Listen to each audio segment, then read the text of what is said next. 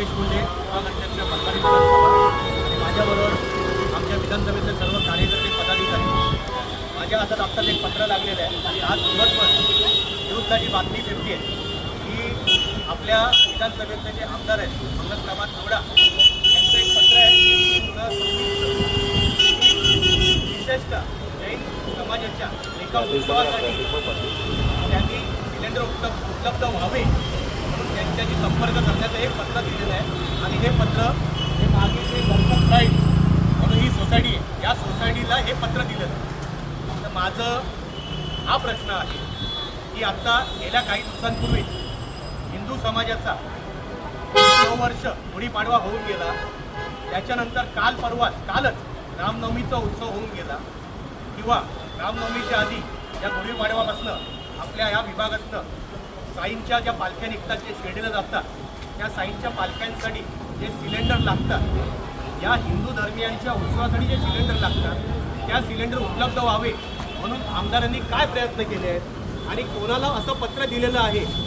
आमदार या विधानसभेचा आहे की फक्त एका विशिष्ट समुदायाचा आहे?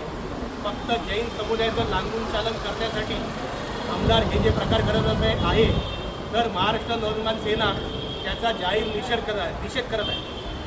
माझं सर्वांना एकच नम्र विनंती आहे की आपण ज्या आमदारांना निवडून दिलं आहे तो आमदार एका विशिष्ट समुदायाचं काम करतो आहे.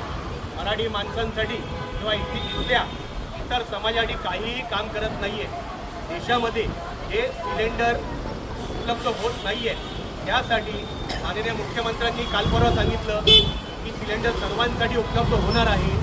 आमदार फक्त विशिष्ट समुदायासाठी का प्रयत्न करत आहे हा आमचा प्रश्न आहे.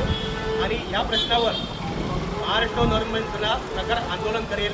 मी मलबार विधानसभेतल्या सर्व गॅस एजन्सींना जाहीर इशारा देत आहे की जर विशिष्ट समुदायासाठी किंवा आमदारांसाठी जर तुम्ही गॅस उपलब्ध केले तर महाराष्ट्र नवनिर्माण सेना प्रत्येक गॅस एजन्सीच्या बाहेर उभं राहून देखरेख करेल की सामान्य नागरिकांपर्यंत गॅस सिलेंडर पोहोचतो की नाही.